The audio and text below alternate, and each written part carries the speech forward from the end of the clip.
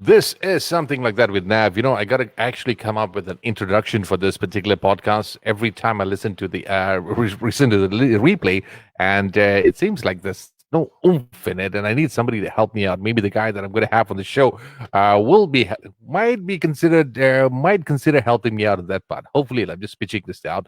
In the meantime, talking about who am I going to have on next. Well, it's a guy and also an organization or a particular place that many of us take for granted. We spoke about artists, we spoke about music, but the place where the magic starts or where it happens, and at the very same time, the people responsible of making that particular sound or that music sound really good. Okay, those are the guys you really want to have a chat with. And finally, I managed to get somebody I know, and he has an amazing studio. He is the CEO of PULSE Soundwork. Ladies and gentlemen, this is Madan. Hey, Madan, what's up, man? What's up, bro? Thank you Yeah, for having just me like on the show. yes, it's a pleasure to have you on board. And just like I mentioned earlier off air, it's like you just made me look really bad, man. Your setup looks super good. And here I am with the ridiculous white wall at the back and a cheap 30 ringgit lighting in front of me. Stare. Dude, you know Oh, what? man. Your white wall looks better than some tacky green screen, You the know, it's beach or just like I'm something. just trying to figure out. It's getting too technical for me because I must admit that I'm a bit pampered. Like, I mean, through the past couple of years, 5 to 10 years, I've been really pampered by all this. The tech engineers, the AV guys. They've been pampering me in the sense that they don't let me do anything. It's just that they'll do Mm, everything. So I just come and present. Even in the sound, the how do I sound like? They know it best. So yeah. sadly enough, now when I have to do everything hands on, I kind of forgot how to do it properly. So I'm just learning. But thanks Uh, to you, now I just realized I got to up my game. I got to start figuring out where to place my entire setup. Man, it looks really awful right now, man. Really, really awful. You know, it's good. It's good to have you on board. It's been a couple of months since we last met. The last we met was during the MC workshop, and I must say, dude, you have a fantastic studio. Thank Pulse you so much. Soundworks. It's an amazing studio. For those who haven't checked it out yet, just you can just head on to Facebook right now and just type in Pulse Soundworks. You can see the entire setup, how it works, and also you have a website for that. While you're watching this broadcast, you can also stream. While you're listening to this podcast, also you can stream and check out these pages to have an idea what am I talking about. Well, one of the reasons why I had to come and talk to you is because couple of days back, I had a chat with some artists, and at the very same time, through conversations through friends, we were talking about making music and all the other stuff. But that is something that people in the scene would only know, about how music is being made and who's responsible behind it. But anybody in the common side, the people who's actually listening to the music, haven't got the slightest idea on what really Mm, happens. I mean, you can have the greatest band, the coolest band in town, you have the yeah, greatest song written, but if you don't have these two elements, nothing will make it sound good, man. It's like one, you got to have a proper studio, and two, you got to have the proper sound personnel.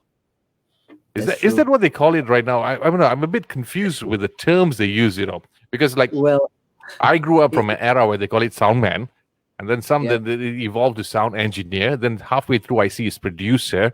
And is there any new terms, or is it a particular specific term for that?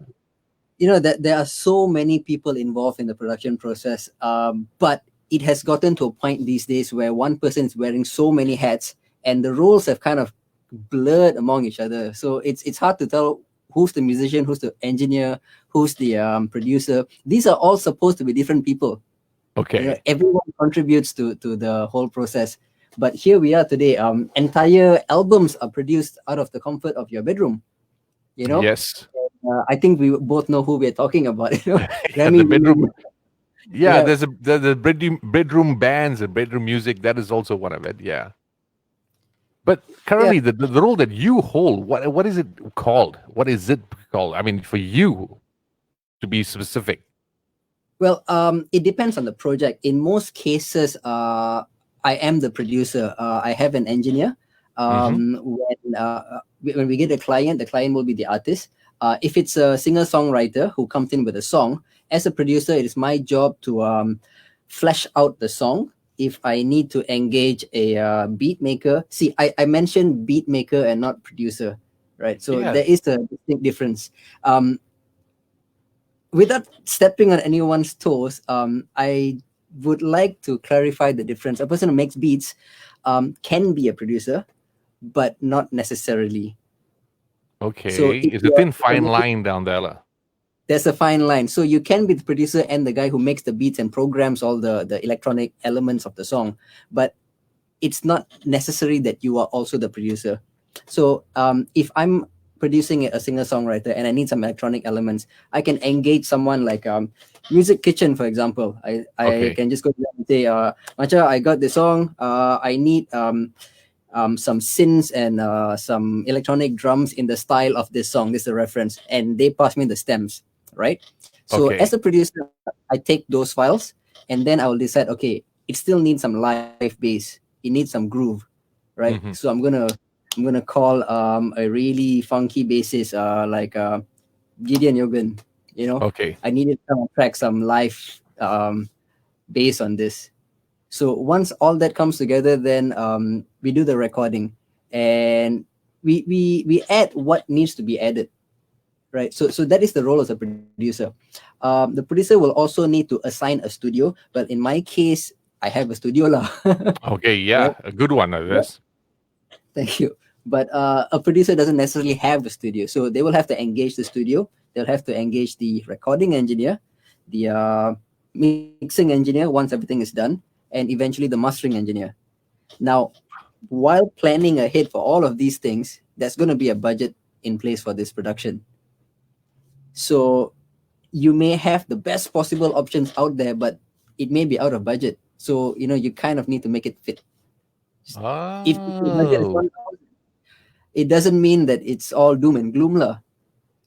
You just have to be smart about where you put the money.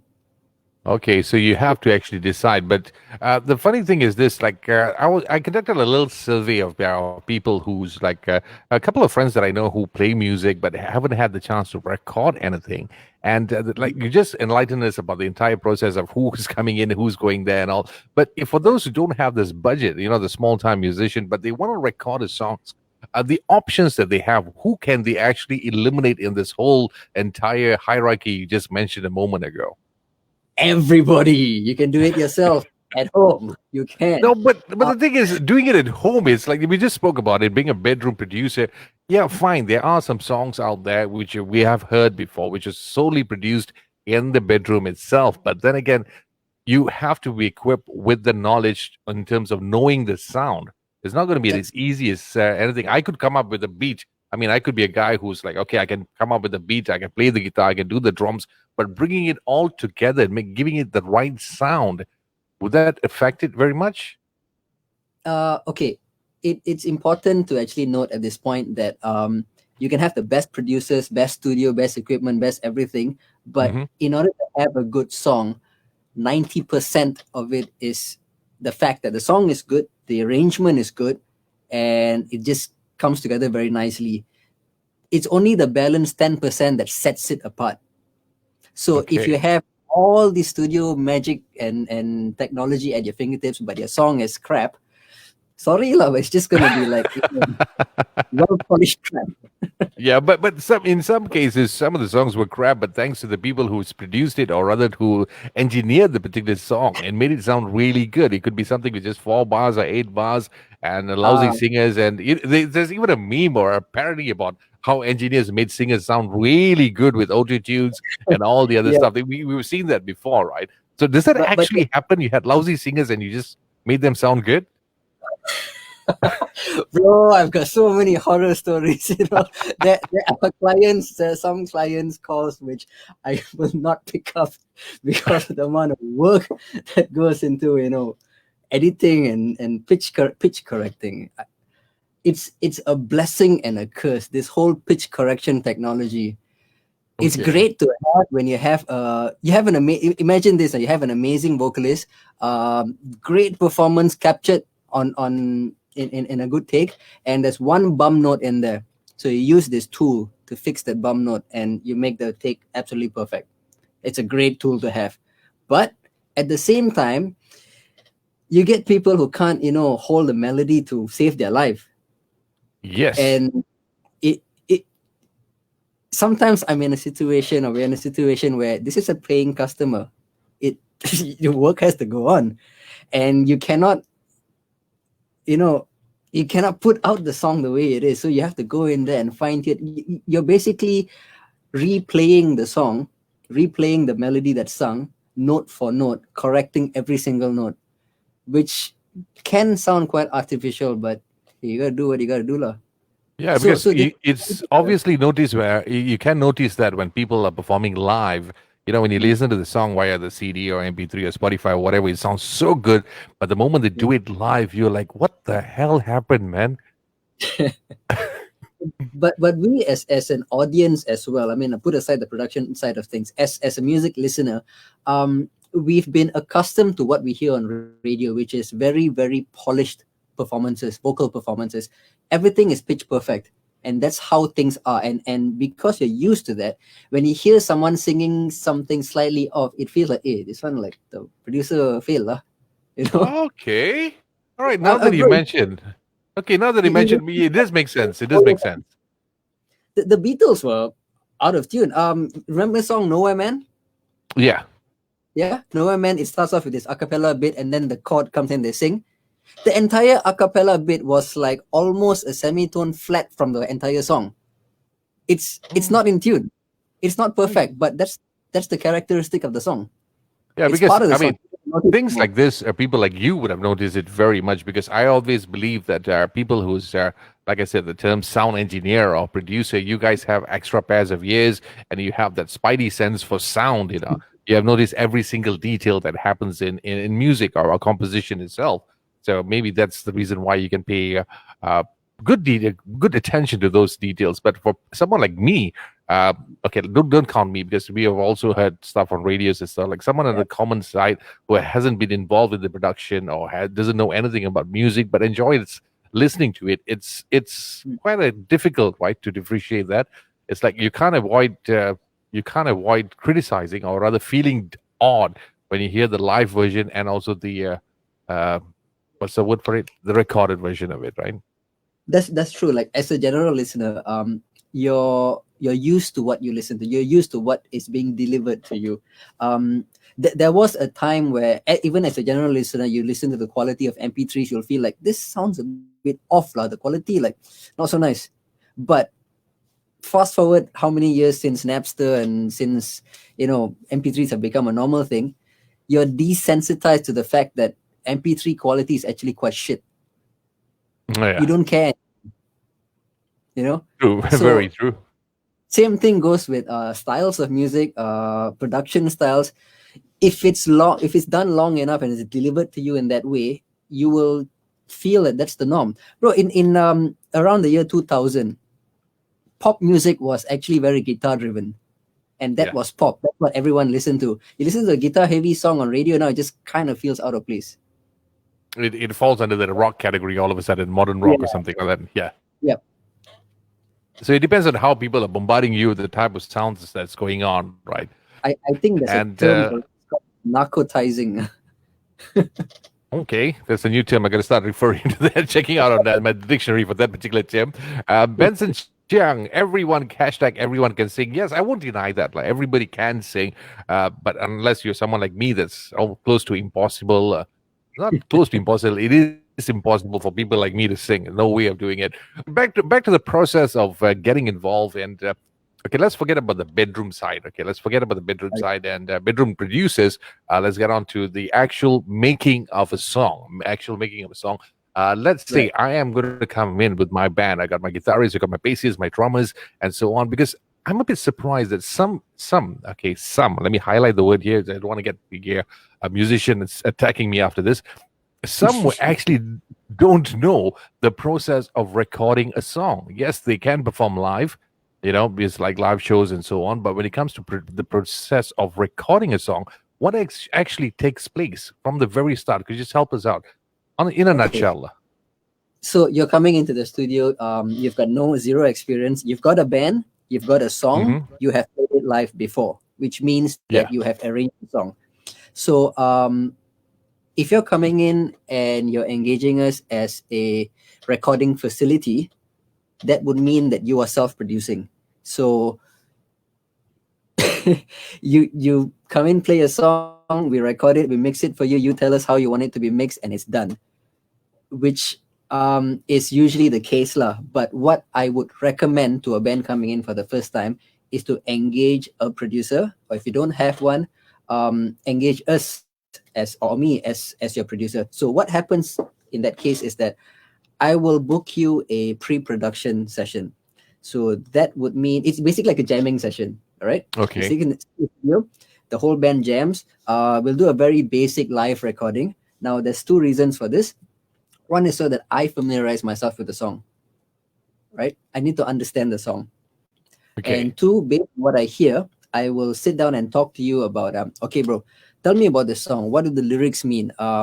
Who is this song for? What is the message behind this song? Who is your target audience? What's the image of the band? There's a lot of things that I'll need to know about you guys as a band and what the song's about. So based on that, I'll come up with a plan on, okay, so this is how I envision the song to be like in order to meet your vision of the song. So I'm taking your idea and I'm kind of enhancing it. All right. Oh, I see. So this could mean that I'll have to say, I'm sorry, but your guitar solo has to go because you're looking for radio play. Not gonna happen, bro. Sorry. Right? Things like Ouch. that. Recently, I did a pre-pro. It was a 7-minute song, pop song, 7-minute pop song. Somebody wanted to Right? be queen. And this song's not out yet, so you guys might hear it soon. It's a really really good band. They call Sonuo. All Oh right. yes, I remember them. I remember them. They were good in a couple of the battle of the bands. Yeah, they almost every battle they join, they win. They're Yeah, good. I've seen that a couple of times. Yeah, so the recording process was kind of hindered by the MCO, so hopefully we can get back to it soon. So the pre-pro was about 7 minutes long. I had to edit it down to about 340, which is about the golden ratio for radio. Mhm. Almost And half then. yeah, yeah, it's a lot. An entire verse went out. Half the bridge went out. Solo was cut down from like 16 bars to about 8 bars. A lot of things were cut, but it's Ouch. not impossible. And as a songwriter, as a band, if you're bringing me a song, you have a certain connection to the song. This is your baby. You know, you made this. You can't you can't butcher the song. You can't chop it up. You need a third person, third party to do this. So Okay. that's what a producer does. And all of this is before we even enter the studio. All these things. There's that amount of work before a single thing is recorded, Wow. right? You mean Yeah. this nothing recorded yet? It's just listening the what was the word again? Pre-production, is it?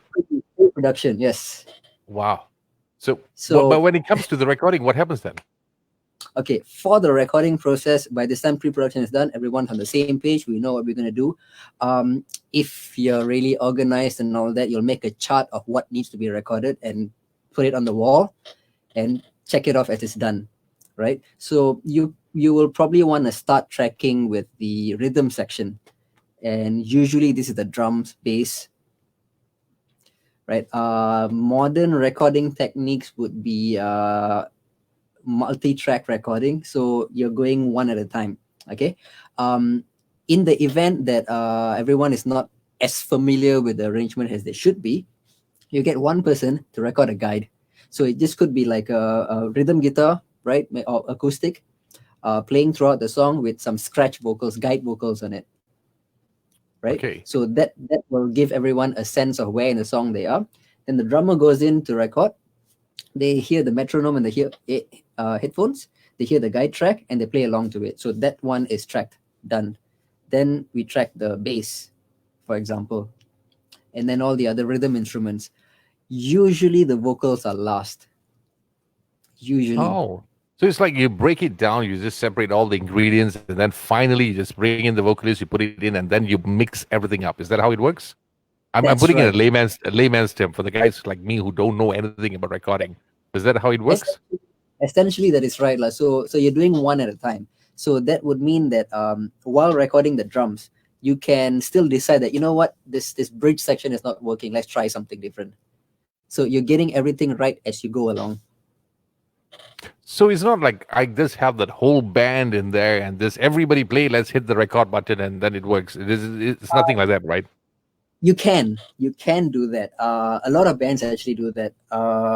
If you have been playing together long enough, you have that chemistry. You are known to have a certain live energy, and you find that you cannot reproduce that when you're playing in isolation, then record live. But that would mean you need a studio that's big enough with the space, with enough facilities to accommodate a full band without compromising the number of channels that is required. You have a huge space. I think that shouldn't be a problem on your side, right? We can do a full band live. Yes, we can. But But as as an engineer yourself or a producer, would you recommend that, or you would just say no, that's not a good idea? this is a decision that I will make after the first round of pre-production. If the band is good enough, and if the pre-production sounds like wow, this I can mix this, then I'll tell the band, you know what, let's do a live recording. Because Oh, there are some bands. Let me pull a name up. Have you heard of Cats in Love? yes, I have. They are a band that sound amazing live. They have so much of energy, and if I were to record them, I would want them all in the same room, same time, feeding off each other's energy and capturing that moment of magic. That that to me is the ultimate form of audio engineering, to capture a moment of magic. What I just described to you is a means to an end, getting Okay. everything right. But That this in this case, sorry for interrupting. In this case, like when you say getting the chemistry right and having that one particular recording set going on at one go, is usually applicable for people who's been in the live band scene, right? Because they've been performing day in day out, night every correct. night for I don't know Yeah. how many months or how many years. So they have that chemistry already. The chemistry Yeah. is already there in comparison with somebody who's trying to record a song for the very first time. They only play on certain shows and certain days. So live bands so far, have you had anybody who just decided that okay, I'm going to record a song, and have they actually recorded together, or do they also do individual recordings? um there there's really no right or wrong about it. There's no correct way to do this. It's what you want to achieve. That's the thing about the creative arts. There isn't one way to do it. There are some guidelines, but based on what you have presented in front of you, as a producer or as an engineer, you need to decide which would be the best course of action to achieve your intended goal.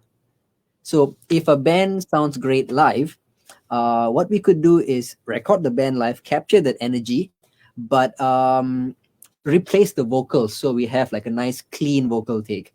Maybe don't have the guitar solo with the live band, but overdub that later.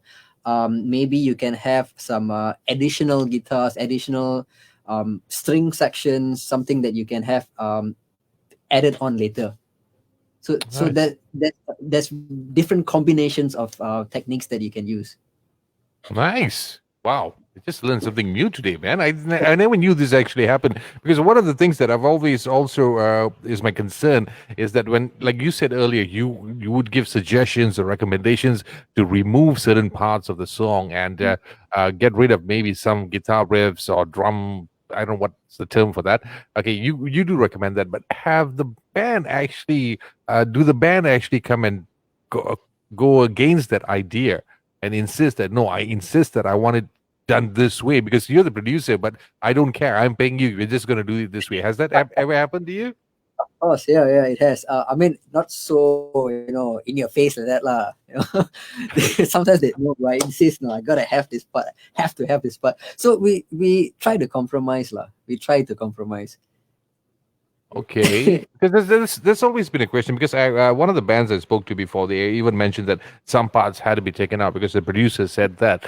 And but Mm. if you as someone from a band, somebody who wrote that particular piece, you had that idea when you wrote it that this is how it's going to sound like. I jammed and this is how I wanted to feel like. But when the moment I walked into the studio, the producer said, "No, Joe, you cannot put that. Like you got to take that out, take that in." Does that actually jeopardize the end product? Okay, this whole producer putting their foot down thing, I feel personally it's a matter of how severe this thing is. So I'll give you a very clear example.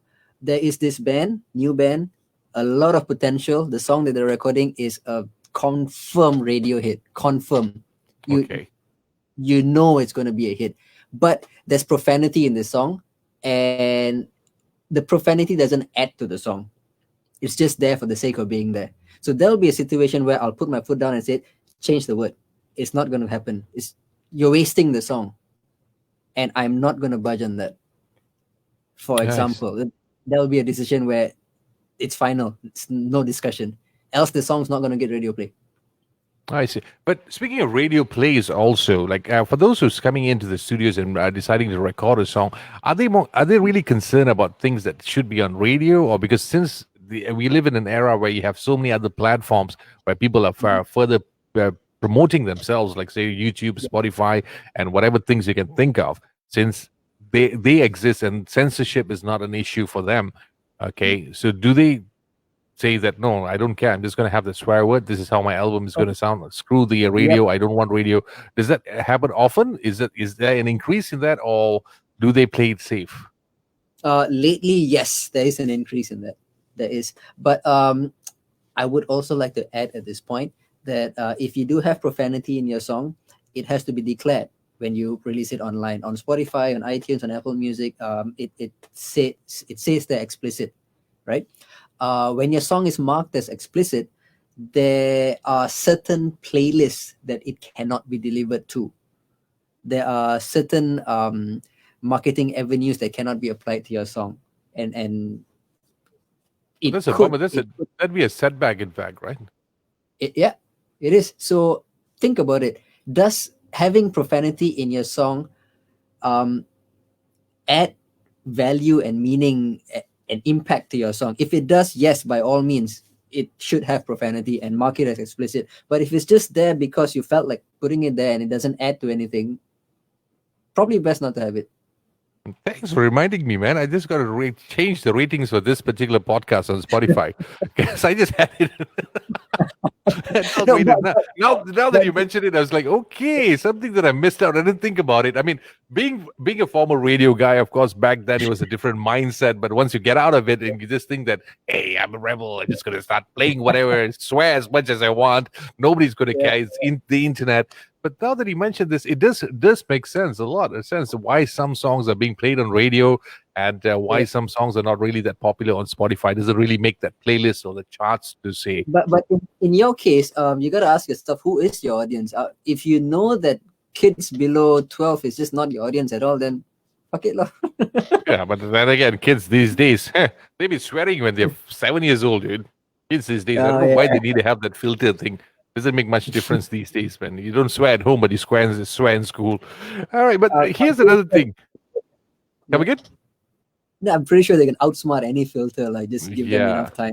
I know. But okay, after all this process of recording it and then mixing it together, you get your final product. But there is a difference when you come up with that song, okay, once the end product of it, when you start uploading on Spotify, because Spotify has a different, after recording it, you have to send it out for mastering, right? That's another process altogether.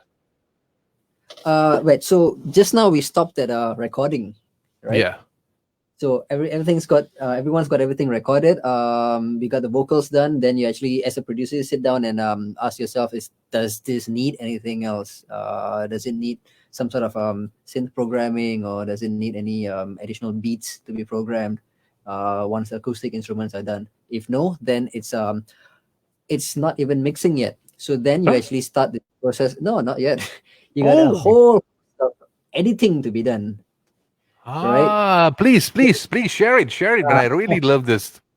Okay, so the first thing I would do, or I would get my team to do, is to start comping. So comping is where, when you're recording, say a guitar solo, something that requires a lot of feel, right? Yeah, like guitar solos or vocal takes, you're not gonna just do one take and call it a day. You're gonna have multiple takes. Even if you find that good take, you're gonna have safety takes.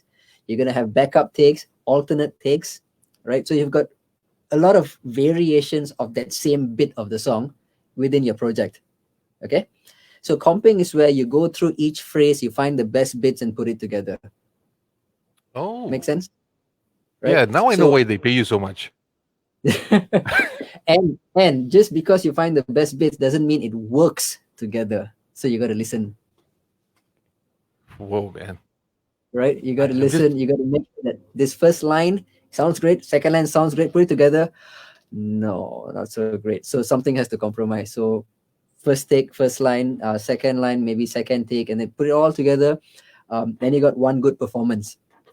Then you're gonna wanna check for saliva sounds, breathing. Sometimes you coughed a the little pop bit and the or click and all. Yeah. pop, and you gotta clean up all these things. These are like engineering things, like boring stuff. It could also be on drums where certain mics you want to have it ready clean. So like tom tom drums, for example, you may want it really clean. Maybe you want a very pop sound, so you want to remove the parts where the toms are not being played, right? Okay. So actually cleaning up all your audio tracks, that will be the second step. Then you've got timing correction, right? Usually this is done as you record if it's really bad, but you kind of want to go through everything together, make sure everything sits in properly, locks in tight. Also bear in mind that I'm talking about very modern day production. Like I mentioned just now, everything's pitch perfect, everything is time synchronized, it's locked to the grid, and that's just how pop music is produced these days. So if you have too much of groove and it's all a bit sloppy, it's just going to sound unpolished and unproduced. It's it's it's the name of the game today lah. It's unfortunate, but it's true. So that's where you guys come in to ensure that that doesn't really happen, right? Yeah. It's always best to get the best possible performance recorded with minimal editing, but you have the tools at your disposal, so you want to like go through it, make sure everything's locked in. You want to know that your kick drum and your bass guitar are sitting in the pocket nicely. You want to know that your snares are snapping at the right places. Your vocal entry is on point. It's not too early, not too late, because when something is too early, too late, it can add a certain feel or flavor to the song. But it depends whether it's the right feel or flavor, right? You don't want it to be too draggy. You don't want it to be too pushy, unless the song calls for it. So these are things that you want to fix in during editing as well. And then everybody's favorite, pitch correction, right? So you make sure all your pitching is right. Sometimes, if you want to keep it natural, you just want to push it so that it's within that realm of acceptable, not perfect. Sometimes you want it to be absolutely pitch perfect, and it's not just vocals that gets this treatment. This is applied to. I mean, I've applied it to guitar solos, violin sometimes, because the intonation may be a bit off. Um, yeah, yeah. Sometimes analog synthesizers. If you're using, it's very popular these days. You get this old analog hardware synthesizers. Yeah. Some of these actually don't hold tune very well. So you want to check if it's properly in tune with the rest of the song. This again is best done while recording, not in post. But sometimes mistakes happen, and you fix it in while doing. This is the process, lah. So, but if, So if, if that's all. mistakes happen, so what? You call them back again and then just ask them to re-record the entire thing, or is just like you have to play with what you have?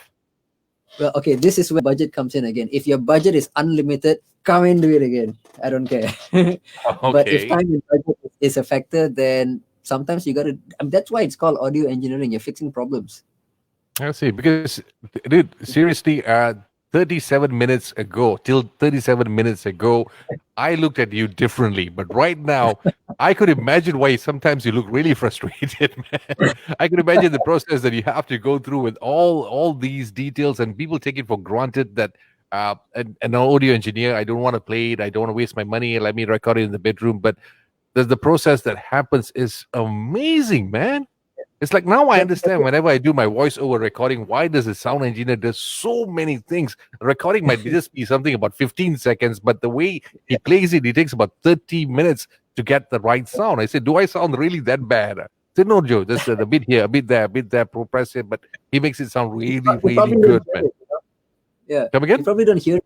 You probably don't hear it, but it's those details that you want to make sure, because you don't know where it's going to be played in the end.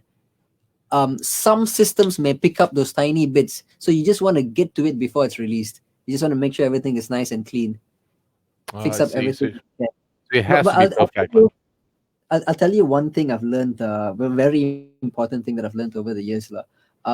This line of work, producing music, or even as an engineer, you may have the most technical skills. You you may be creatively amazing. You can do all the technical work and all, but the most important aspect of this job is people skills. That is the absolute most important thing, because if you don't have that, you are, I'm sorry, but you just can't produce. You can't, because the main task of a producer is to coax the best possible performance you can out of the artist, even if they're feeling uncomfortable, especially if they're feeling uncomfortable. If it's just not a good day, or if they're just not in the right mood, or, well, okay, this happens if they're just not buzzed enough, Okay. you got to I get. mean, I feel you, man. I understand that part. It's like getting. I mean, if you're going to tell somebody not to do something or ask somebody to do something, it's not like everybody's just going to take it at face value. It's like, okay, fine, you tell me, Yeah, I do it, but you have to convey it in the right way, and of course, explain to them in why you're doing such a thing, right? yeah, Wow, that's a yeah. long process. But going back to the process of doing recording, or rather the comping you said earlier. So after the comping of getting the pitch, tune perfect, or whatever, and the guitar sounds, does that end there, or does it still continue?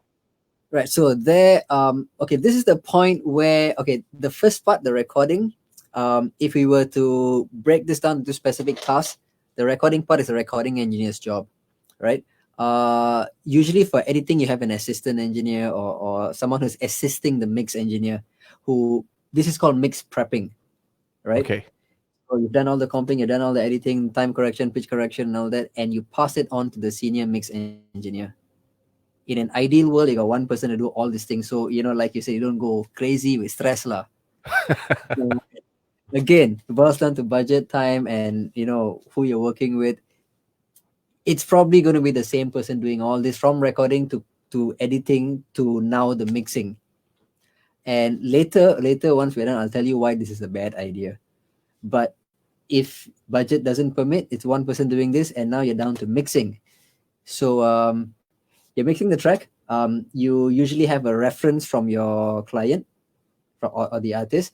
I like the sound of this song. Let's try to capture that. So you're mixing to that reference. You get everything done. You got to do a mix check after you're done, right? Let me backtrack a little bit. The mixing process is usually done this way. You come up with a static mix first. So that's where you get all your levels right. Make sure you can hear everything. Um, then a static mix is basically not automated, like all the levels are the same.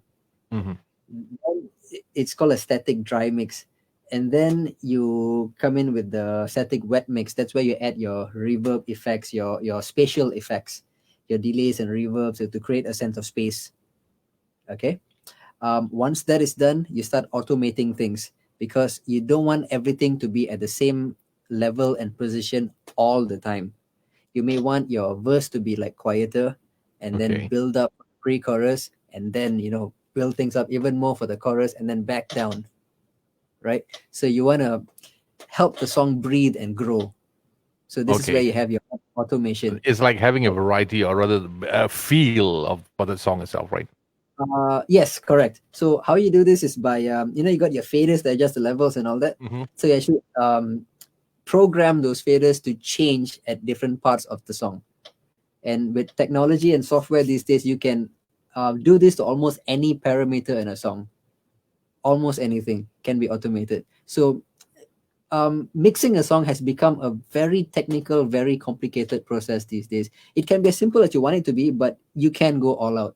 So this is all part of the mix process lah. So when you're done with this, you're happy with it. As an engineer, you're going to want to check this in different systems. You want to check it in your the car test is a very popular thing among engineers. Like, you finish mixing in the studio, you take the song to your car, listen there. It Yeah, sounds good in that's the car. You've yeah. probably Not heard this before. not it's not only locally down here or you. I mean, a couple of guys, even Metallica and all this kind of stuff, were talking Yeah, about that. After any songs they produce, they have to do the contest before they yeah. release it. Well, nowadays you got to do one more. You got to do your laptop test. You got to do your phone test, Which is because it has to horrible, man. sound good on the tiny speakers. It has to. Wow, that's a lot of varieties, man. Yeah. It's like phone. If you have a lousy speaker, it doesn't matter, man. So what do you do with the good quality phone with the good speakers, or you just go with the phone with an Well, average sounding speaker? this is the thing with crappy speakers.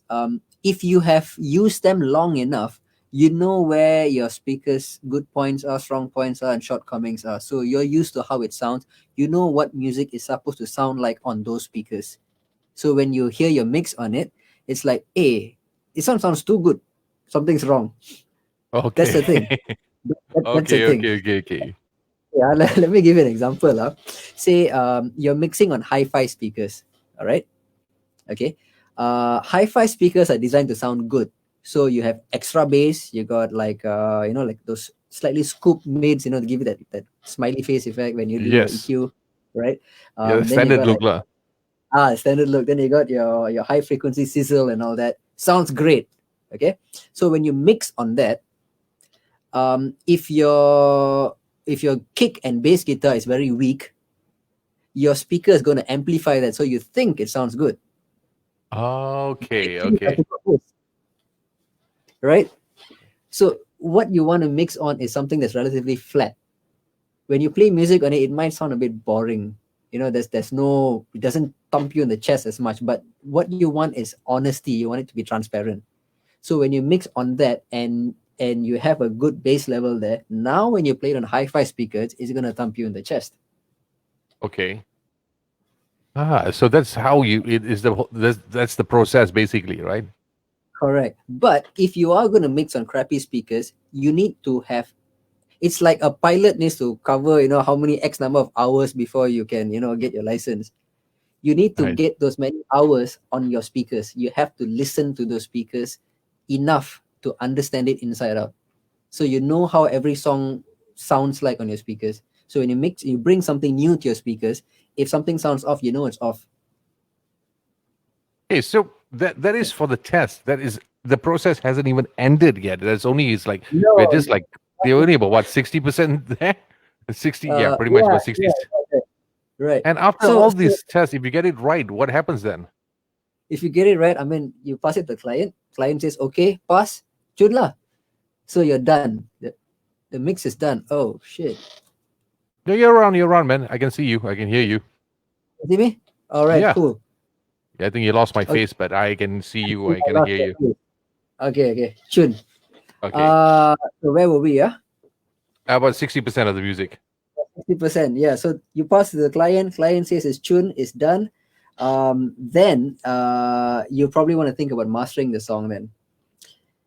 So mastering is where, okay, when you're done with the mix, you've recorded multiple tracks, right? Yeah. So the mix down is where you bounce this all down to one single file. Okay, so the So mixing wait, process, sorry. yeah, Let me go back a little bit. So before this, the stuff that you've been listening to is not a full mix down yet, or is it a mix down? like you're listening to the mix down, right? But Okay. the mixing, if you want to change anything, you can still change individual levels of the instruments if Okay. you Okay. want to, Okay. right? So once this is done, you take this final file and you send this to a mastering engineer. All right. The mastering engineer has no control over the individual instrument levels. Okay. So in mastering, what happens is it's kind of like the final gloss over the product. Okay, the mixing engineer finds the sound they want. The mastering engineer just kind of polishes up a little bit here and there without I getting too see. technical. Essentially, that's what it is, lah. Okay. So he's the guy who just puts the cherry on the cake, lah. Yes, correct. And he's also the guy who makes sure that the song is not too loud or too quiet. Make sure there's not too much bass where some speakers might explode. Uh, you know, make sure the frequency balance just right so it sounds good across most speakers. Okay. Right. Okay. And Um, but the thing is, sorry. This is just for generally for the sound that's coming out in general, where to be played anywhere at all, right? yes, correct. But is there more to that? Because like say if I'm going to produce something, if I'm going to master it, radio has Uh, to sound like this, Spotify has to sound like that, YouTube has to sound like this, you what other platforms? Do they have individual settings for each of it, or is it's the same? Actually, yes, you're right. It is slightly different. So you will want to specify to your mastering engineer what kind of release you're going to do. Usually these days it's digital only. Not many people print CDs anymore. So the mastering process for CD is slightly different from Spotify, for example. Um, CDs are made to be slightly louder than digital releases. Spotify, they actually prefer songs that are not mastered too loud, because what they do is they apply their own algorithm to it, and they bring up songs to a kind of like a nominal level across everything. So if your song is over compressed and it's too it's compressed, a very technical term. I If don't it's know, too man. You got to tell me. I'm just like going back to basics right now. Listening to this whole thing. okay, if your song is made to be very loud on CD, and you use that same master for Spotify, Spotify is going to recognize this as too loud and push your level down. So instead of it being louder than the other songs, so you get attention, it's going to be softer than the other songs. So in a nutshell, mastering process for CD and for Spotify, YouTube, and all is a slightly different process, and always r- retain your dynamic range, lah. Actually, you know what? You shouldn't be mastering your own song. You should send it to a mastering engineer. Wait, I actually said that I was going to come back to this earlier. Now that Yep. we're end of the process, right? I was going to tell you about why it's a good idea for all these people to be different. See, if you have the same person starting the song from pre-production all the way till mastering, by the time you've reached editing, you are so desensitized to the mistakes in the song. You don't hear it anymore. You're not able to be, you know, you cannot Feel. be adding more to the song. You know, you just it just feels like okay lah, sounds okay, what sounds good, what, because you're used to it. So if Okay. you have a different recording engineer, you have one recording engineer, they've done their best job, and then they pass it on to an editor. That person will start picking out mistakes that the recording engineer may have missed out and fix it. And then you pass it on to the mixing engineer. Again, same thing. They would have picked up something that the editor missed out, and correct that there. Then the mastering engineer, different person, fresh ears, new perspective. You kind of improve it as you go along. But then if you have the same person doing everything, it gets a bit lethargic after a while. I mean, we're only human. We make mistakes, you know. Okay. That's nice because here's a question that just popped in by Emin. Okay, is it good to pre-mix before sending it to another person to master? uh Pre-mix, well, you should be sending a full mix before sending it to master, yes. But I think the question is to do you compress your mix before sending it to master? If that is the question, uh best not to, unless your song specifically requires a certain creative compression. Like if you're doing a dance or EDM music, you probably want a sidechain running on the master, so you have that pumping effect. That's a creative decision. Okay. um by all means, go for it, but do not compress your song, your mix too hard before you send it to the master. If you can, All don't right. compress it. Madan, I kind of lost you on the camera. I kind of lost you in the You- camera. Please tell me you have batteries on your camera because I can hear you on the audio side of it. But we'll still I continue with. Yeah. I hopefully your friend came back in half an hour to check on the batteries. ah wait Very cool. Don't worry. Since it's a podcast, people will be listening to it anyway. So we'll just continue. If you have to just mention you have to talk to people or get somebody to fix your camera, no problem. I can just blabber in a bit while you do that. Is that okay? Yes, please. Yeah, take me off for a while. Let me fix this, and I'll be right back. Okay, no problem. This happens. Glitches do happen. This is what we've been talking about from the very start of this podcast. It's all about music, the sound engineering part of it, the studio, what happens, the entire process of it. That's what goes on pretty much. Okay, because a lot of people, many of us actually just know the song. We listen to it. We play it on Spotify. We play it on your CD player, maybe on listen to it on radio. But there's a lot of things that happens behind the scenes, and this is what the entire podcast is all about. So if you just tuned in, you might want to start it from the very start later on. Once this whole thing is over, it will be available on Spotify. Well, big shout out to a couple of people who just tuned in. Okay, let's check out some messages. So Kaiser, hey, what's up, man? Chris Dawes, Silveraj, Benson Chiang, David, Devin, hey, Devin, thanks for tuning in.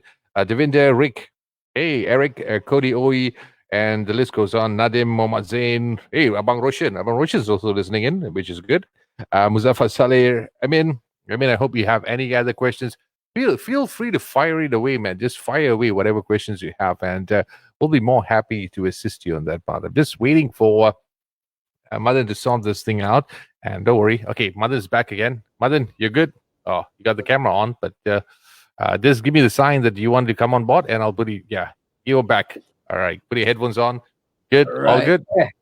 All good. All good. I still lost my screen. Yeah. But actually, you look good, man. You look good on the screen.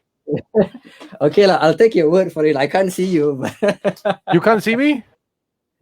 See my laptop over here. I've got the secondary screen. It's quite a complicated setup.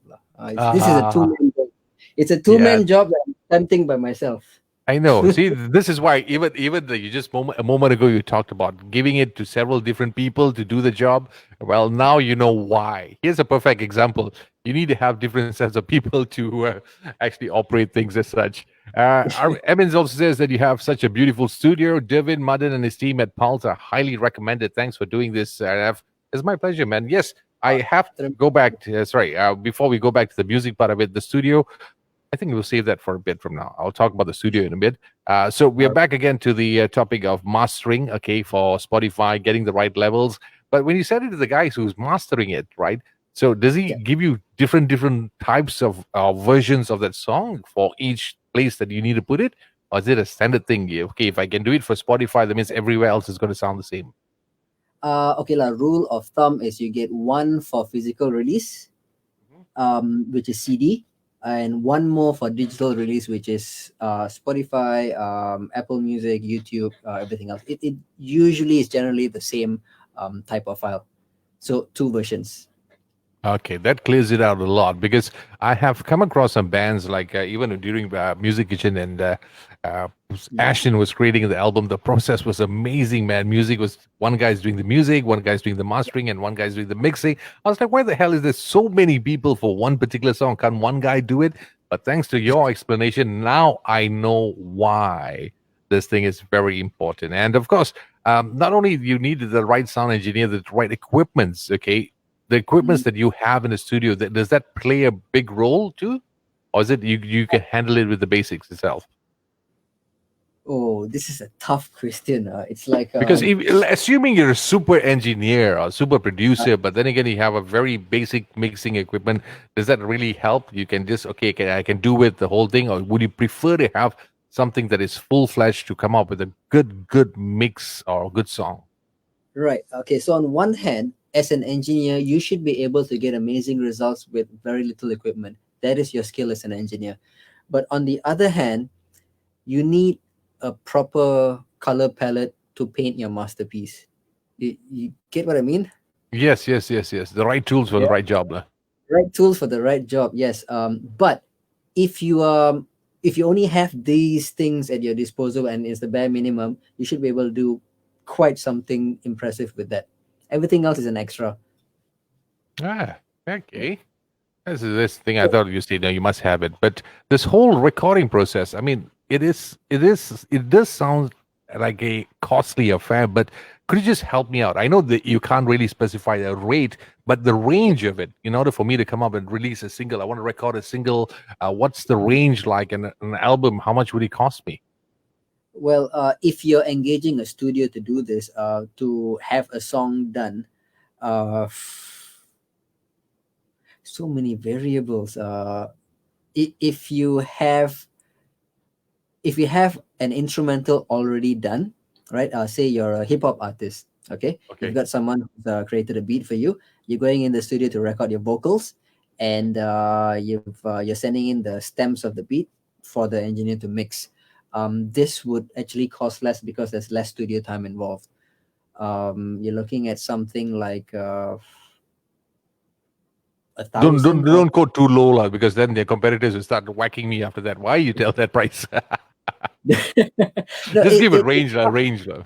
it starts off at about 1,000 or so, for example, Mhm. and it goes up to tens of thousands, depending on who is, which studio, which engineer, which producer, which mastering engineer. Again, this is where you have to work with the budget that you have. Be realistic. I mean, if you have a 5,000 ringgit budget, then you have a 5,000 ringgit budget. So work within it. Do the best you can with 5,000. Don't skimp. Don't spend money you don't have. Two very important things that you have to remember as an independent artist. Okay, so for those who's tuned in right now, for those who's been listening to pirate stuff and all the free stuff, now you know why an artist makes so much of noise whenever you hear the word piracy or when you don't buy their song. You see the amount of time they spend in this particular one particular song and the effort that's been put in. It is ridiculously crazy, man. Now I know why I have to continue paying for my music. Okay, here's a message from Roshan. Roshan Jamrock, dude, you're also a producer. Okay, here's one. I've not seen this done yet over here. Is it possible to someone with your setup, your mixing on studio monitors, then switch to listening to it on like home theater system, then switch to a makeshift car system setup, then switch it back to studio monitors? Can this be done? Yes, it can. It can. You need the right equipment for that. See, like my monitoring. No, you can't see it. Yeah, I've got this monitoring setup where I can switch between three sets of speakers. Right. So in order to pull this off, you basically need to have your main monitors on your monitor A, for example. Mm-hmm. Monitor B will go into a hi-fi system. All right. Monitor C will probably go into like a makeshift car system. I actually seen someone do this. There's this guy online. I saw this picture. He built like this. Imagine your car stretched out wide, Okay. right? His desk was in that kind of enclosure with like speakers coming out of like what looked like doors. It's Okay. ridiculous, but it's a great idea. So you do your car test right there in your control room. Ah, so the setup is such to get even not only for the audio part of it, but is also for visual, right?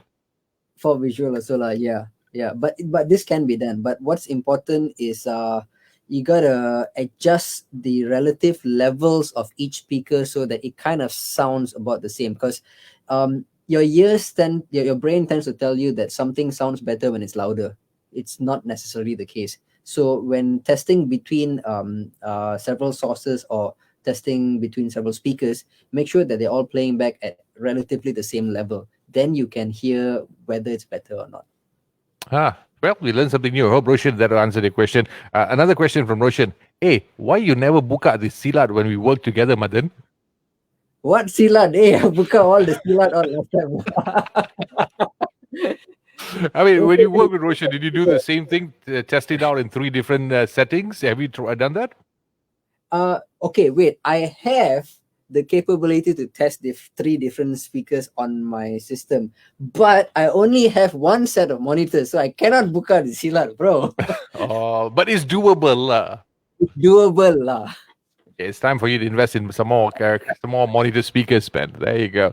Remember, for those listening in, if you it doesn't matter if you're a producer, artist, or whoever, feel free to ask Madan whatever you need to ask, because I know some parts of it which I wouldn't know on the technical details of it. Only a band knows it. Only a musician would know it. A producer would know it. So I'm just asking you every questions I can think of as a layman. Okay, there's one. Okay. That's as a layman, that's where I can ask all these questions. But thank you so much for all the technical side of it. Makes me look a bit smarter now. But anyway, about talking about studios and things that you do in your studios, like Emin said earlier, you have a fantastic studio. It's one of the studios that is always been a pleasure to work in, or you just want to hang out, just have a look at it. I mean, if I was in a band, I would love playing in your studio and recording in your studios. It is set up in such a way. It's not like one of those dark, gloomy places, wires running here, there, and everywhere. That's always the case. most recording studios that I have been in is always has this dark, gloomy setup, but yours is a little different. It's also check up to make a music video. And lately, one of the ventures that I've noticed is that you have gotten into live stream, and we're going to talk about that because some of the live bands I know during this whole MCO thing that's happening, they tend to do some live shows in order to make some money out of it. Do some recordings at their homes or maybe the offices or wherever it is. But it doesn't really sound right. If somebody is going to pay you for your performances, you need to give them back something good in return. And one of the methods or solution is through the live streaming that you have been doing. And could you just talk a little bit about that? Okay, so when the MCO started, live streaming became a thing. Everyone was doing it. Initially, it was great because, well, let's face it. Everyone was in a very funky mood at the time. You either depressed or you're in disbelief or you're just angry with the whole situation. Especially if you're a musician, it's everything's so uncertain because your ability to make a living has been taken away, like literally just taken away. You can't work, you have no Yeah. income, and so what started off as like a feel good thing. Hey, let's just perform online. I don't get paid, so never mind, I just want to do my thing. Let's share my music with people. It started off with this whole feel good thing. But as the MCO got extended more and more and more, things started getting a lot more real, very serious. Like there are a lot of people that actually couldn't go out and work and perform and earn money, and we had no idea when this was going to end.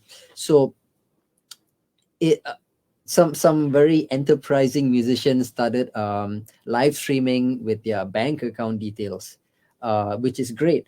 And some venues started hiring bands as a way to engage with their customers despite the fact that they're not open. They hired Mhm. bands to live stream, hosted it on their Facebook page, which is all great ideas. But as this happened, like you said, you want to start monetizing this thing. It means that your production quality has to be slightly up as well. It's not good enough to you know put a phone on a tripod and perform and call it a day. It's just not happening. Not fair to It's the person who's paying.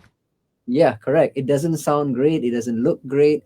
When I say great, I mean it. It has to look and sound great. This is something people are paying for.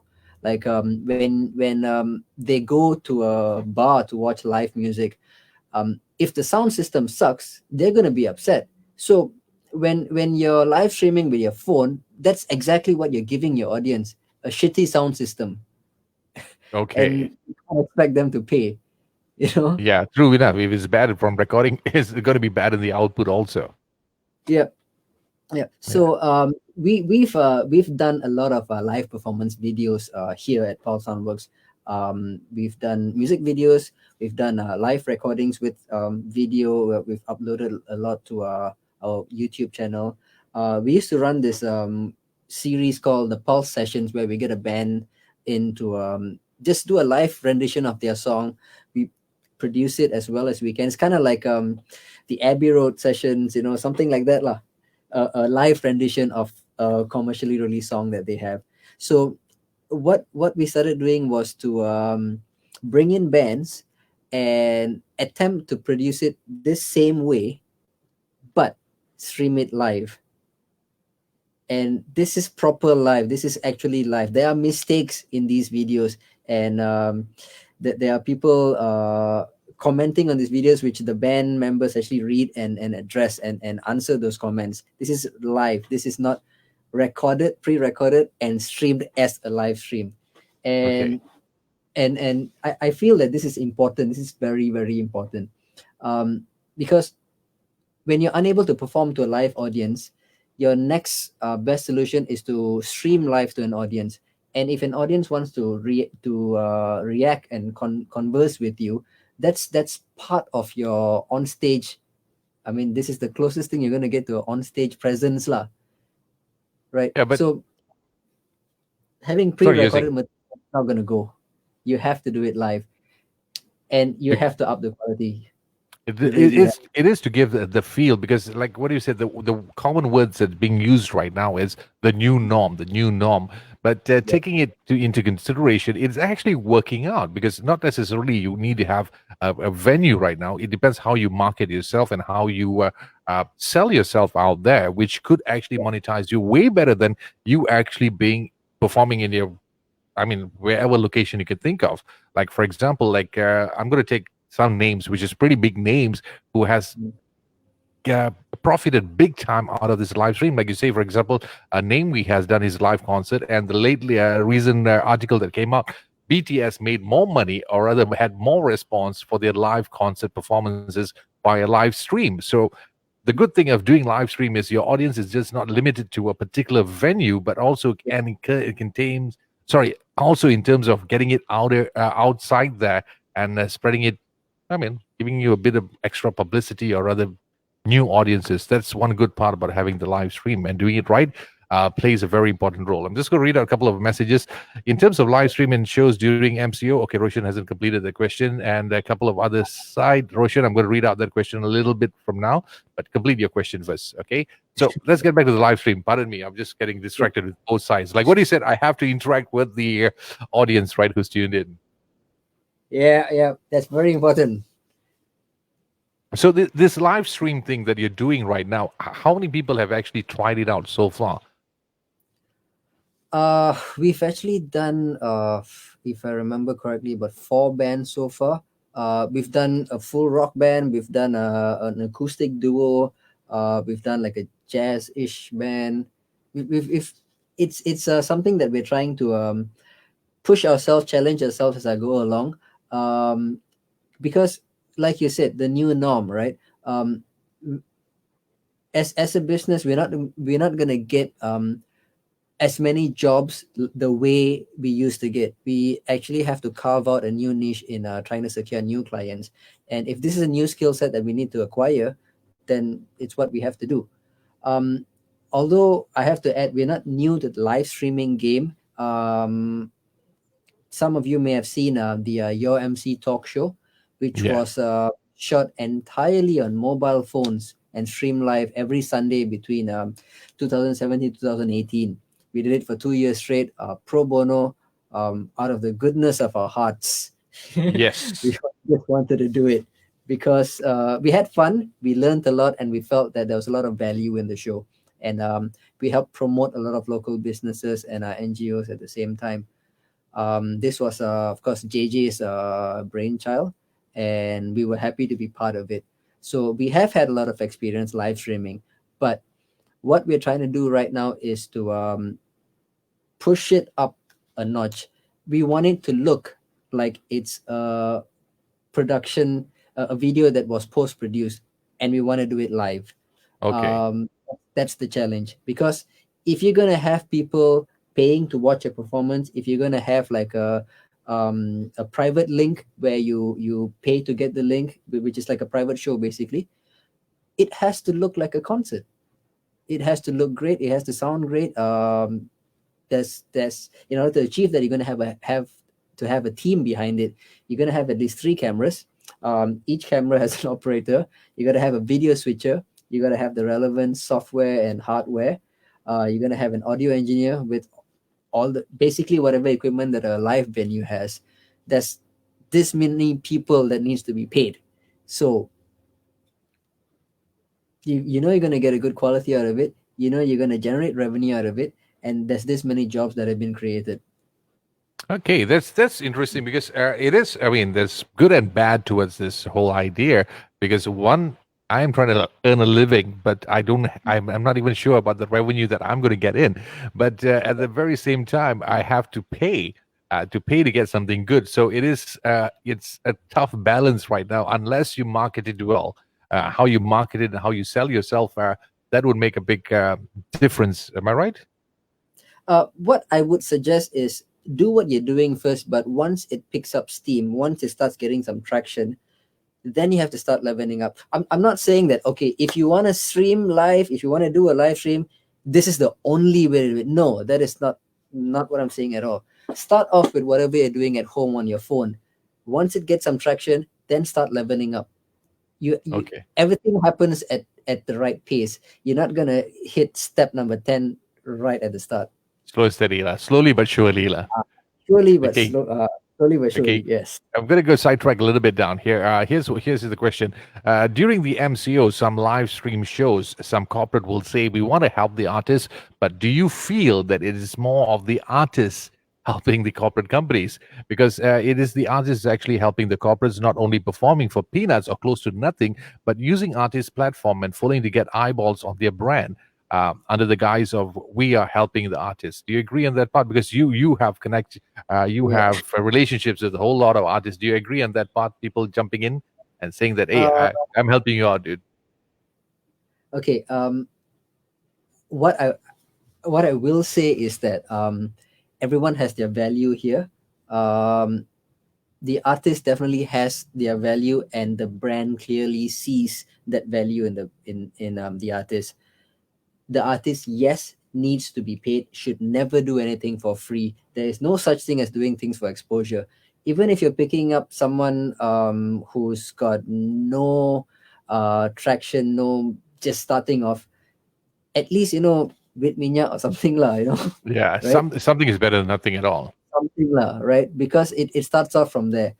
At the same time, you also, as an artist, you also have to factor in, is this brand actually giving me a platform which I otherwise would not be able to achieve? You have to ask yourself that very, very honest question. Remember, you're not doing anything for free, right? But you have to know whether this is worth your time or not, or are you better off on your own?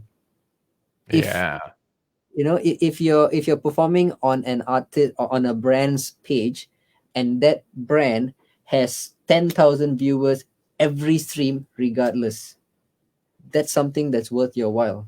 It really is, because you're reaching out to 10,000 people that you otherwise would not have. yeah, because I've noticed this also. Yeah, some of the clients, or rather, some of the brands, basically don't have that figures, but they harp on the popularity of the artist in order to market themselves. But then again, the artist just walks home with a big "thank you."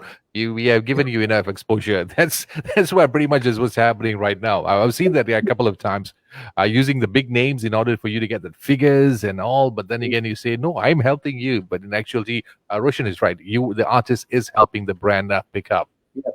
Yeah. In that case, yes, it is the artist who's carrying the brand. The artist has to be paid.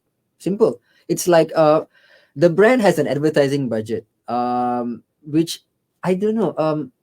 I'm anyone from advertising who's watching, please feel free to chime in. These budgets are not really being utilized right now, are they? In this past 3 months or so, whatever advertising budget there is, why can't this advertising budget go into paying artists who can actually bring in numbers to your platforms? Yeah, because one of the best methods is, apart from this live, like the things that I'm doing it basically to share information. It's nothing to do with promoting artists or promoting my show or whatsoever. It's just that information that we have, we're just sharing it with whoever the community that we know of. But what they can do right now is, the corporate companies. I know some of you guys are listening in right now. Some guys with the advertising agencies.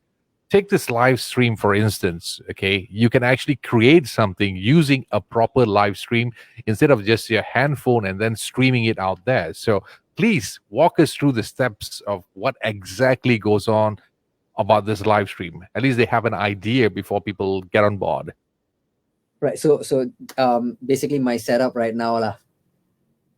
Yeah. Yeah. Okay. So we are actually using DSLR cameras. Today we're using one. Depending on what we're shooting, we may use up to three. Right. Hmm. The reason why we do this is because you get a better image quality. We've got options of lenses, which gives you more options lah, depending on what you want to shoot. Wide, more depth of field, etc. Um, you got to have the right kind of lights, right?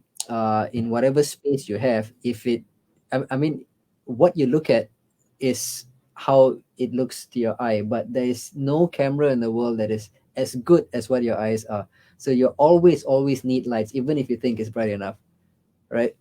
So you got to have the right lighting. You got to have the right lighting, the right positions. Okay, uh, you're gonna need a way to get all this camera information into your um, laptop or computer. So you will need some sort of capture card or a video switcher, which is you see that here. This is our video switcher here, right? Okay. So I can actually switch which camera I want to use at any given point. um, I can also, depending on how I set it up, I can also have a layer of graphics, right? So this has to be pre-made. This can be animated graphics or can be still graphics. So that means I can have my song title or I can have like my logo. It can be just spinning in a corner. These are just small, tiny things that adds interest to your video. Gives it that sense of this is a It's like properly a TV polished. production altogether. Yes, exactly. You send me I a mean, video. Is that related to whatever you just mentioned? okay, the video that I sent you is actually something interesting I wanted to talk about. Now that you have a lot of home studios that people are recording at home, so why do I need to go to a proper studio? So what I did in that video was I walked around different areas of this studio and recorded my voice with the same mic at the same distance, and you Okay. can hear for yourself how each room sounds different. Oh, okay. That was more towards the audio part of it, not the live stream, right? Sorry, No, I no, didn't it's get a not. chance to watch the entire video earlier, so pardon me. I thought it was just a sample. And if you want to know that exactly what Madan has just mentioned about live stream and how it looks like when you do it properly, I would highly suggest once again for you to visit his Facebook page, which is Pulse Soundworks, and he have an example of a band performing down there, right? Yes, we've been trying to do at least one a week. Hmm. I mean, we're doing all this pro bono at the moment, just to help support the bands. Okay. So we're kind of doing it in our own time whenever we can. Okay, so to However, all the bands who's listening right now, when he said pro bono, it's just trial only. Okay, don't take that for granted and call mother. Mother, let's do another one pro bono. You just imagine he has bills to pay. TNB has not been kind with electricity bill lately, so you know why. So don't go. so Everybody go on pro bono, right? this is everybody's free time. We want to do it, we do it. So that's what we do to help us up our game also. But having said that, we are open for bookings and enquiries. So if you need any live streaming services, you can always contact us. Yeah, that is something very, very important because, like I said earlier, it is like when you use the term the new norm, it doesn't mean that everybody is struggling. Yes, we can't deny the fact, but that doesn't mean you can take advantage of the situation and just jump on board and just do everything for free. No, it's bad. See, like Roshan said, the slogan for the so-called MCO is "Times are hard," which I honestly say is rubbish. Like, yeah, times are hard, but that doesn't mean you can't pay for it. You have to pay in order for you to get something really good going on, right? Bro, I just want to share with you this. I was talking to a busker friend of mine, and this guy is a full-time busker. Without busking, he's got no income. So he actually shared this with me. The first month, everyone was like depressed and like, oh shit, I need government help. I need a handout. I need this. I need that. Fine, you know what? Acceptable. The first month you're struggling. Then the MCO was extended for a second month, right? If at this point you are still wallowing in self-pity and not helping yourself, that's your fault. It really is. But never mind lah, second month, third month. Third month, you're still not doing anything for yourself, that it really is your fault. You've had 2 months to get over this and try to think of something that you can do instead of looking at what you cannot do. It, Alternatives. yeah, alternatives. You have to find a way. Like Roshan said, times are hard. This is the slogan. Correct. What are you doing about it? Ah, Seriously, ask yourself this question. What are you doing about it? I mean, there are musicians who are selling goreng pisang and nasi lemak and burger and all. Hey, I there was a point where I admit I was actually considering, should I go and apply at 7-Eleven? I No, know that feeling. I it, know that feeling, man. it could have happened, it might have happened, but you know what, the CMCO happened, we slashed all our prices by half. We literally slashed everything's on 50% off for all our audio production services, and people started coming back slowly and started paying our bills lah. Yeah, but the But thing is this, okay, good and bad side of slashing things and looking for alternatives. Yes, people are comfortable. I wouldn't want to use this. Yeah, that's the word to use. Everybody's taking advantage of the situation, not only for the artist side of it, companies especially, taking advantage of the situation, saying that, oh, times are bad, like what Roshan mentioned earlier. Uh, Prices are cheap. This is how I'm going to pay you. Are you concerned that they'll get too comfortable with it and continue to pay that particular price? yes, I am concerned about that. But that would mean that we have to put our foot down. At one point, things will, prices will have to reflect what is the current situation. It will just have to change. And if if having a discounted price brings in new clients who are happy with the way we work, then it shouldn't be a problem for us to gradually increase the price back again when things are back to normal. It really shouldn't. If our work is as good as it should be. Yeah, because I'm also concerned, as it is, you have the issues of undercutting and all this kind of stuff. It's just that people now, through excuses, let me highlight this word, desperate times or hard times, start slashing their prices in order to penetrate the market.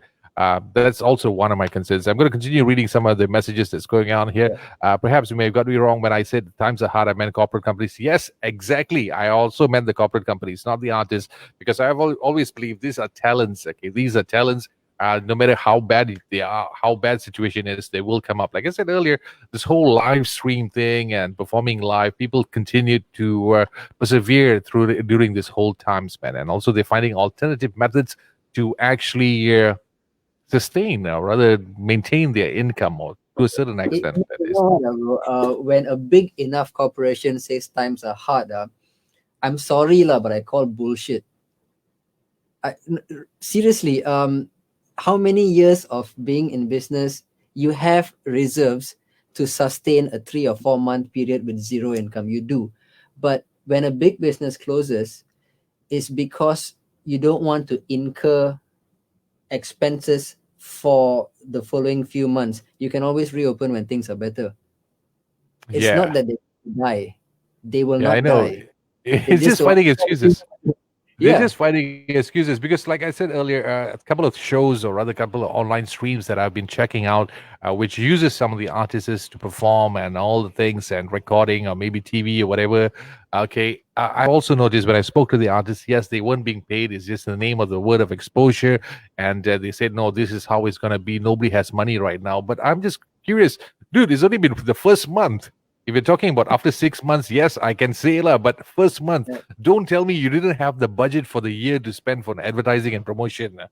And you're doing it a live stream, which is a fraction of the cost. Instead of Yeah. renting out a venue, renting out sound system, crew, and whatever not, you're doing it online, which means you're just going to pay peanuts, man, for your cost of the whole thing.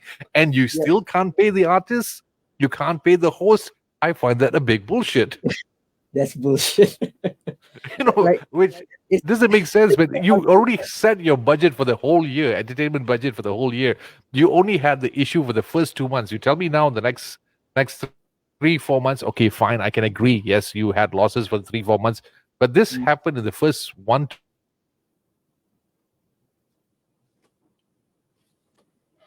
oh, hello. You can hear me, man? Yeah, Yeah, you can okay, hear you're me. back. Yes. Yeah, so those are some of the issues. But let's get on to some lighter side before we get worked up with all this this frustration, man. Because I know that feeling. Even emceeing also, they said, "Bro, no lah, come on, do la for free," and all this kind of stuff. I don't know, man. Uh, I'm just tired of that word, man. That word "free." I'm beginning to feel allergic of that particular word, dude. I just hope that Friends, all oh, the friends is different, lah. yeah, I just hope all the artists, the performers, the MCs, anyone in the creative industry who's watching this right now, please know that when a client says, "Oh, tak ada budget lah," MCO and all that, you still have your rate, you still have your price.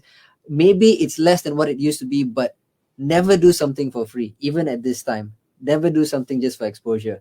You got to cari Yeah, makan also. We all do. yeah. It sticks to you if you do it for free. That's the problem. They'll look at you as someone as a free artist. Whenever you want to perform. Just hold you by your balls. Okay, I'm just going to read out some fun messages. Let's see, Roshan's previous message. Sorry, file name AAA1 AA2, ZZZ3, SDS4. Do you do that, dude, when you save your files? No. I have a very, very organized system for naming my files. Okay. Because Okay. I trust it a bit. Like, whenever I do my VO recording at home, it's just that's what happens. Just tap whatever on the keyboard and that's the file name. No, I used to do things like that, and I couldn't find anything. So what I started doing was I start the file name with the date, and I go in reverse. This is actually done in Japan. So if it's 2020, 18 June, it will be 200618. So it will come down alphabetically. Okay. So you have a Yeah, proper system. Okay, good. correct. So after Yeah, that date, you can call it whatever you want. So it comes in order of date always. At, at least. Roshan, did you do the same thing? No, your file name was pretty long. I think if I given you a chance when we did the last video recording, you would have put my full name, my IC number, my house address also in that file, which is fun. It was fun recording in his studio. Emin's message earlier, sorry, missed out, Emin. What was the one thing that grinds your gears when it comes to artists sending in stems or mixes to you to master? Sending in MP3s. I hate that. Do not send it. Oh, bro, that shit actually happens. Hey, can you master my mix for me? Here's the MP3 of it. Oh, dude, I can imagine that. But if they Yeah. do you work? Can you work on that? No, you can't. Uh, no. Okay, I don't do mastering. I've heard of mastering engines is receive MP3s. I don't know the story what happened there, but if I receive a mix, a bunch of stems, if it's all MP3s, then no, I wouldn't take it. If it's all wave files, decent quality, and you've got one sample in MP3 that you just want to slap in there, fine, close one eye. Oh man. Okay, but I'm going to take this opportunity because wow, it's been 1.5 hours. I'm just going to take this moment. Oh, We're going to yeah. play this particular video.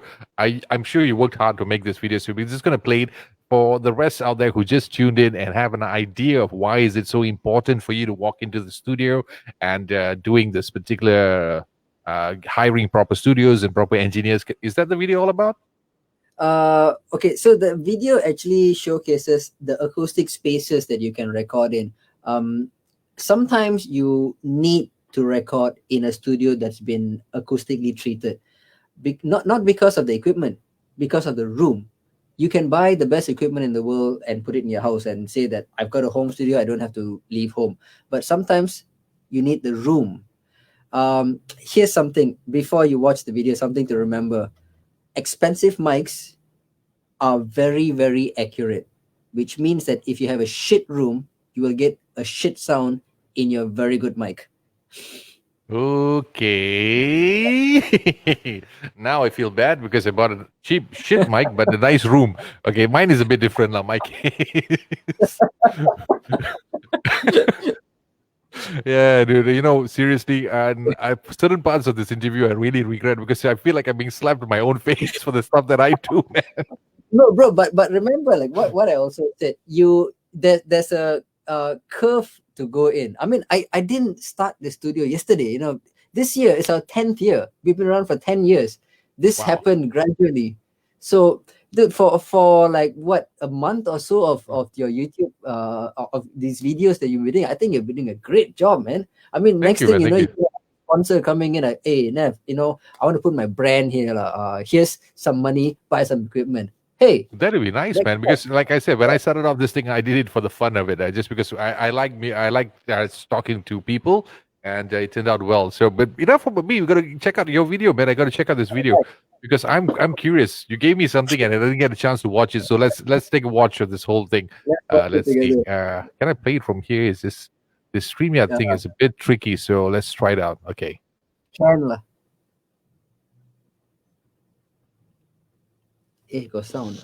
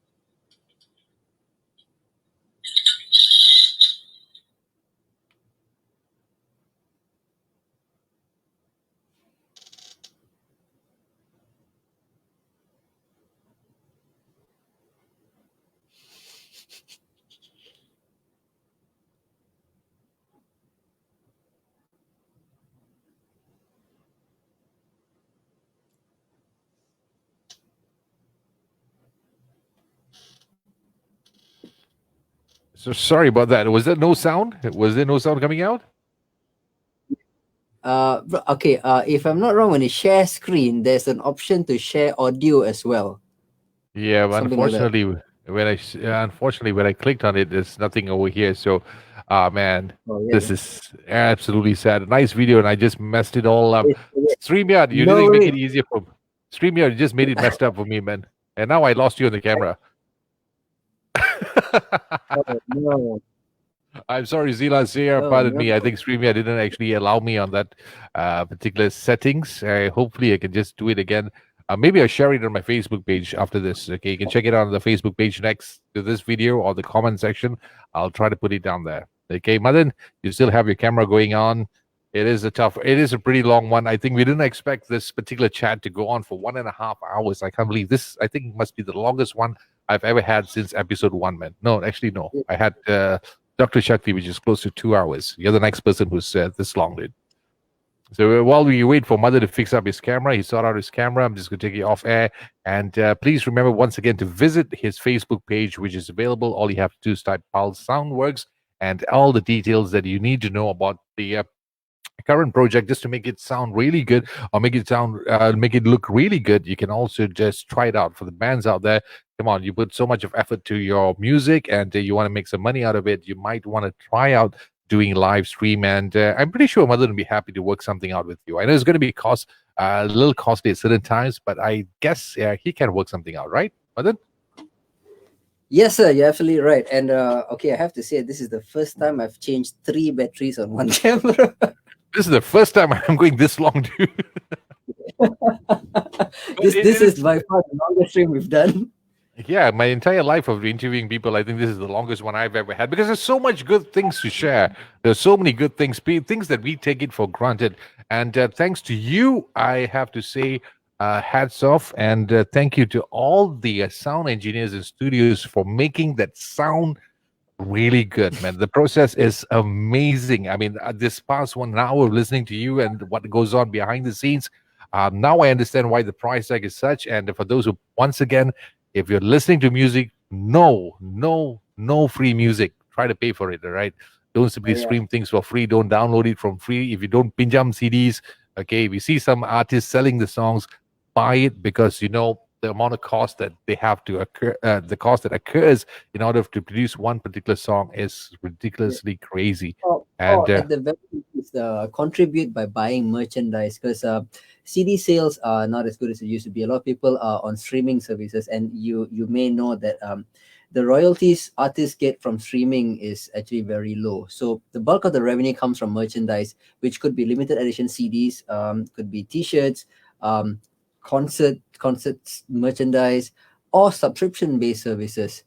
A lot of artists actually sell yearly or monthly subscription where you get exclusive content, behind the scenes. You get to watch them performing at home, something intimate. So these are ways that you can actually support your artists, and these are the ways of generating revenue for artists in the future. Because hey, let's just face it, like as of 2020, a lot of the music itself doesn't quite generate much revenue. You have got to be creative about how you go about that. well, that we need to have another chat on that on another episode, Yeah. because it's going to be a long one. It is a fact. It is a fact. There's a lot of things that needs to be looked into. I think that will be my next topic when I come up on the podcast, man. Things that apart from just music, how can you help an artist, and how can an artist help himself or herself? That is something that has to be looked into.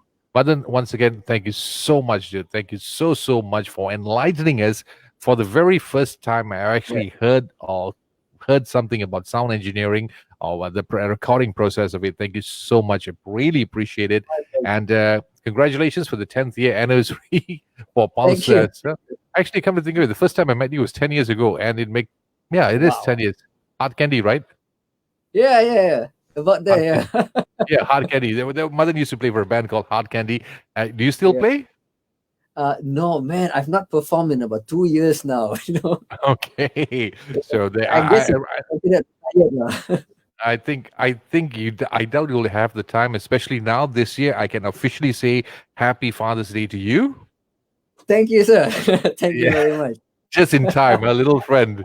Okay. Yeah. Congratulations on the newborn, guy. Please send my well wishes to Nikki also. An amazing Will do. place.